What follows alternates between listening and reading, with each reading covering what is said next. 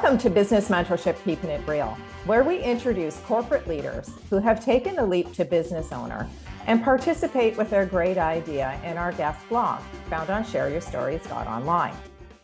Our guest joins us today from Iowa City, Iowa. Hersh Rephun is a creative podcast host and author, helping seven-figure founders and CEOs find their next figure brand voice. Let's hear how Hersh is using humor and humanity to sell the truth as the message therapist. It is my pleasure to welcome and introduce Hersh Rephun. Thank you, Trish. Wow, what a great introduction. I appreciated that. That's wonderful. It's great to be with you.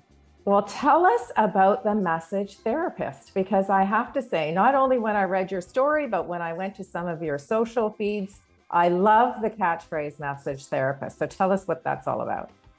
Well, it's kind of an unofficial moniker, but it really does speak to the way I work with clients. I've always had a very personal connection and wanted to go deeper than the surface or the superficial kind of clever copywriting.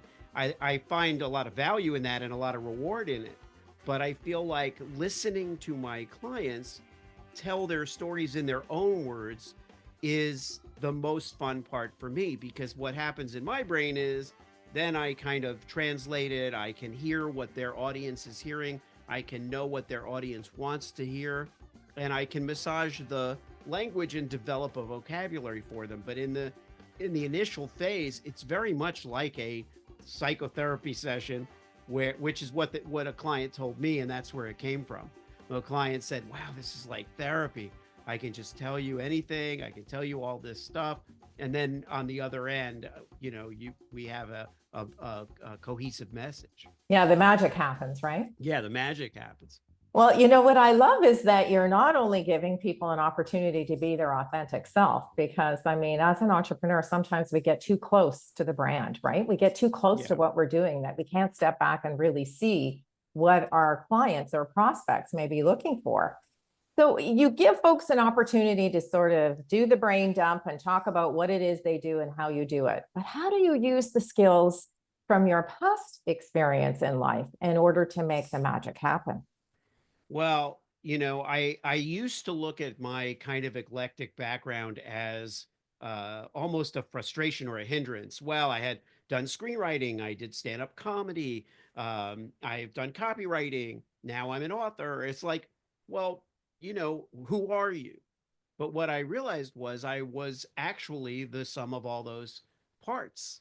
And so by solving my own identity crisis in a way, I realized, I want to work with people. I want to work on personal brands. I don't want to just help a sneaker brand. That was kind of my niche. I don't want to just help a sneaker brand come up with a great tagline. I want to help people convey what makes them truly incomparable. Well, and that's something that I think we need an outside influence for, right? Yeah. Yeah, because we don't, there's a reason we don't cut our own hair. We can't see the back of our own head. And honestly, I still have, a circle of very close friends that I consider my feedback loop, because I couldn't objectively look at my own brand and make evaluations and improvements. Yeah, that's so true. Now, you mentioned that you're an author, and I know that you have this new book out on the market, and you've called it a memoir. Yes. So tell us what a memoir is. Give us the insight into the background to that sort of catchphrase that you're using. Yes, a memoir is a semi-memoir. And I thought when I actually have it. Yeah, let's see the title. I got the it's perfect. called Selling the Truth. And I love it. The thing right there we go. Yep, perfect. Selling the Truth. So it's a memoir in that, I didn't want to write a book about my own stories and my life. I wasn't compelled to do that. But I thought there are things that I've gone through that are instructive. And so to the extent that my anecdotes are instructive for the reader in terms of selling the truth, which is about approaching your life and business with the only thing you really, really have, which is honesty and the truth, and figuring out how to do that, how to laugh at in the face of reality, how to make life digestible, and humor always plays a part in it. It's not just the skill of stand-up comedy so much as why do we love comedy so much and why do we rely on it? So there's a lot of humor in the book, and and in the semoir part just felt really natural, and there was no word for it. Right. Yeah. Well, listen, you're applying your own message therapist to your book and Right. coming up with something new and introducing us all to a whole new genre of writing, Thank you. which I Yes. think that's pretty cool. Now, stand-up comedy, tell us a little bit about, because you know what, we have to be able to, you're absolutely right. We have to be able to laugh at ourselves, right? Because I Yeah. mean, life can dish us out some things that we're a little shocked by. So give us an Absolutely. indication as to the stand-up comedy. What compelled you to sort of get up in front of a room of people and try to inject some humor into life? It's really interesting to reflect on it as I do in the book, because I didn't know why I was compelled to get it. When I was a little kid, I used to do voices, I did characters, I did impressions, and that is like a natural thing for stand-up comedy. I was like, okay, I'm gonna get up and do stand-up or do impressions of whoever it might be. But I realized as I matured that the real compulsion to get up in front of people was to be myself, not to hide behind the characters. So I struggled for a long time in stand up because I was like, how do I incorporate? It's kind of like performance art. I sometimes be my different character for like an hour, and the audience wouldn't even know what I really sound like. And there was something not clicking about that. And it's when I dropped all that stuff and I just got up and started talking that I realized, oh yeah, this is what it's supposed to feel like, because otherwise the character is enjoying the accolades, right? The character is Right. getting the laughs. If you could just kind of shed that and use the voices when they're needed, storytelling, whatever. But I really got to a point where 90% was just talking and making observations. And I think we forget how uh how enriching it feels to just kind of sound off on Right. stuff. Right. Yeah. And it's not aggressive, in my case, certainly not. It's not designed to hurt anybody's feelings or anybody else. It's more a unified thing. This is us. This is Right. who we are. We're Right. human beings, and this is what's funny about us, you know. Right. Now, I'm sure that's got to have helped in a speaking engagement because I mean, I would have to think that one of the most difficult things is to make somebody laugh because if they don't laugh and they're just sitting there with this glum face, then you're like, oh, geez, Louise, what the heck happened? That didn't go over the way I had hoped. Similar kind of thing when you're speaking, right? Because when you get up in front of an audience of people, you're hoping to share your expertise and you want them to engage in some way, whether they're nodding their head or giving you those visual cues that they're interested and involved in what you're talking about. But how Yeah. has that helped? How has the comedy helped for speaking? Do you inject a little bit of comedy into your speaking engagement? Yeah, I will say that life is trial and error, and the first Mm. time I tried to pull this off was a disaster. I was invited to speak somewhere, and the night before they had engaged me to perform as a comedian. And so I separated everything. The first thing I was just a comedian, and the second thing I was doing the PowerPoint and all of this whole presentation that I had planned that was fairly serious. It had light humor, but like this conversation, it wasn't designed to be hysterical. Right, right. And the person who introduced me had seen me the night before and introduced me as this hysterical, very funny comedian who's going to talk to us about truth in advertising. And then what they thought, the people who were sitting there were thinking, oh, it's a whole new comedy Ah, act. This is great. And the reactions were very kind of confused. And I wasn't saying anything other than any other speaker might say. Here's this thing. Hey, you're going to get a kick out of this, whatever. And I was like, okay, no, I have to be one person. I have to right. incorporate humor, but not lose sight of the purpose. And so I think what the humor does is put people at ease, maybe even put us at ease, Sure. take a little of the tension out of any situation and any topic. But it really is about what are they getting out of this. You go to a comedy club, you're going there to let loose and just So, blow off steam and have fun, laugh, yeah, forget, yeah, yeah. forget, Sure. or commiserate or whatever it is. You go Right. to hear somebody talk, it's to get value Sure. from them, which I like, because that also means they're there for some level of depth. They're they're it's not going to just be, they're not going to forget, the next day, Sure. hopefully. Sure. Yeah, there's a reason, there's a purpose for Yeah, them there's a getting purpose. together They're to going to hear you. take something home with them. Right, absolutely. Now, for the viewing and listening audience who are making a connection with you just based on what we've shared so far, and they're thinking, okay, so how does this all apply to giving me a brand voice? Because I think that's actually in itself a whole different description. We think about logos, we think about corporate colors, we think about social media campaigns, but we don't think about brand voice. So give us a Yeah. little indication as to what that means. What does that really mean? Well, it's interesting that you mentioned logos, Trish, because the visual part of a brand, which is not the part that I specialize in, if you think about brands, Nike, Amazon, stuff like that, you know, the the brand voice, so to speak, is merely a reflection of what the product is and what the audience needs to know about the product. It's not very personal. But I like to think that all branding is personal, and I like to feel like, your brand voice is unique to you, and it's not something I give to you like a nickname or anything like that. I may even come up with a moniker that works for you, but what I'm really doing is translating literally your incomparable personality and offering into words that have never been put together the same way.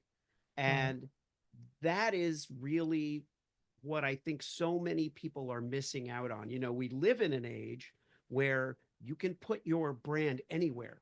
You can be on LinkedIn, you could be on Facebook, you could be every platform. You can be now speak. You can be speaking. You can be speaking virtually. You can be speaking in person. And there's so many opportunities to share your message. And how many of us feel like we almost get up to that stage before we even feel like we were ready. And then there we are, pushed out in front of a group. And it doesn't have to be a speaking engagement. I'm just using it as an example, but Sure. there we are on this platform with something to say, but not sure how to say who we are, because it just gets all jumbled up. And so the idea is to free people to really get in touch with who they are. And it sounds kind of wooey, and it sounds a little bit like coaching, and really it's more consulting, because I really am facilitating the creation and crafting the brand. And so I Right. am doing a lot of the words. I am arming you with the words, and I Sure. am kind of feeling that all out for you. But it really is liberating, is the thing that I get from most of my clients.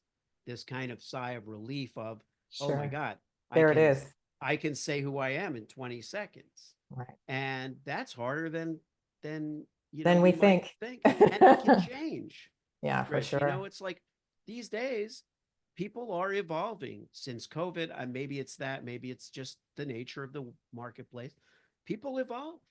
Yeah. So my message for the year, I always say to a client, what's our message for the year? Right. It's not going to necessarily change who you are, but for 2025, let's say, what's the message? Because we're going to have to say it a lot. We're going to have to say it over and over. People don't see every post or every communication or every email Right. that you send, or they certainly don't even hear every word when you're talking to them in That's person. true. Yeah. There's too much input. Noise. Yeah, that's very true.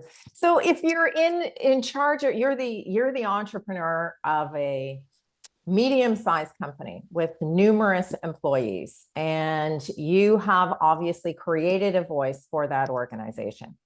How do you bring the people that are helping you, the feet on the street? How do you bring those people into that voice? Very easy to do if you're a solopreneur, or if you've decided that you're only going to collaborate with other like-minded folks and they're going to help you with that. But if you've got a team of people, how do we translate that brand voice to all of those people and incorporate some of their authenticity?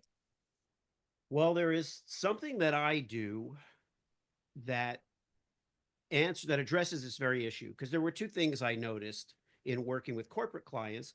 One thing I noticed was that they often don't speak to their team the way they speak to their consumer, their customer. Right. They treat the team like workers or employees, and they treat the customer like the precious metal, Family. the wonderful thing, the commodity, the wonderful prized possession. Right. And it has to be selling the truth. It has to be through and through. So through the entire uh, uh, funnel of your company, from someone who's an outside vendor to someone who works inside in the organization, anywhere, all the way out through to the customer, the messaging has to be the same. And then I figured out, well, how do you make that happen? So in my programs, I create what I call a brand voice guide, which is very similar to a color guide or a brand asset guide, but it creates a new vocabulary, a new thematic structure, and an entirely new ecosystem basically for your brand to live in, so that whoever you're working with, whether it's your publicist, your sales rep, your head of production, and whatever it might be, they all get this book, and they're like, okay, this is who you are. This is who Trish is. This is how we talk about Trish. This is the context in which we describe Trish in 20 words, and this is the context we use for longer form. And as I say, it's dynamic, but it certainly can be updated. But it feels great for people to have everyone who works with them on the same page, and to also feel like they really do know you. They really do understand what you're trying to say. Right. Because the customer, I never know which word to use, because consumers really are just the buyer at large, and Sure. the customer is really your customer, but Right. client is another word. But really, whoever it is that comes to you for your product or service, uh, they need to get a really clear, concise message. The people on your team should actually go even deeper than that. Yeah, for sure. I think that's a really valuable tool because, even as a solopreneur, I can see applications where I could use, a document such as that when you're trying to establish new connections or you're trying to collaborate with new brand partners. So kudos to you. That's a really wonderful tip. And I think the folks in our viewing and listening audience will find that very helpful. Oh, good. That's good to hear, Trish. One of the things that we do in the guest blog is we ask folks to share 3 words of advice. So I'd like you to wrap up our conversation today by giving our viewing and listening audience an indication as to why these 3 words are important to you. And they are go, do, and be. Okay. Well, go is an extremely important word to me, because you know, I mean this in the most integral sense to who we are. Go is our choice. Go is what we have to do in order to take the next step. I work with a lot of people who are at an inflection point, who are in a place in their career where they're doing something new. And we all know that procrastination, that waiting for perfection, can really stymie us. Sure. So go is like the trigger. Go is, once you go, and this, if you're on a ride, you're on a roller coaster, once you go, You're on your way. you don't go back. So you're Yeah. on your way, and just know that you cannot get there if you don't go. Do was the second word, right? Correct. Do. Yeah, I can remember 3 words. Of course I can. Do to me connotes building. Right. And I'm not exactly sure why, but we call our company Yes Brand Builders, because we're brand builders and we think, okay, yes, we have to put something together that is not there right now. And anything you do has an impact. Anything you do has a result and a repercussion, and that can be good or it can be bad. And it's why we have to be mindful of what we do. But do is, to me, the building phase. And B is really the reward. B is that you've gone, you hit the ground running, you took off. That was not easy. And I think we do it every day. I think taking the leap is something we do every day. And so we have to, gird ourselves up. We take the leap. We are building something. We've made something today that was not here yesterday. And now the reward is we get to be. And we don't just get to exist, we get to be, hopefully in a state of bliss, because it really is up to us. We can't control what happens to us. We can't control what gets thrown at us. We can only control our reactions to it. But we get a chance to live in what we've created. And since it's up to us what we create, it's up to us how we react to the things that get put in front of us. And this state of being gets to really be emblematic of everything that we've put out there. Well, I think you've given us some really wonderful things to think about, Hersh. And I can certainly say that the folks in our viewing and listening audience are probably sitting there doing the little ponder and going, I think I need a message therapist to take my business to the next level. So thank you so much for joining us today. I really feel that you've given us some wonderful things to think about. So thanks for being here. My pleasure, Trish. Thank you so much for giving me the opportunity. To you, our viewing and listening audience, I'd like to thank you for joining us today for this edition of Keeping It Real, introducing you to the person behind the logo. If you'd like to connect with our guest, you'll find Hersh's contact information in the description portion below. I'm Trish Tonai, author, artist, and the founder and host for the series. And if you're interested in sharing your business story, visit our website at shareyourstories.online and subscribe to our channel, Business Mentorship, Keeping It Real. Thanks for tuning in, and we look forward to meeting you next time when we share another great idea.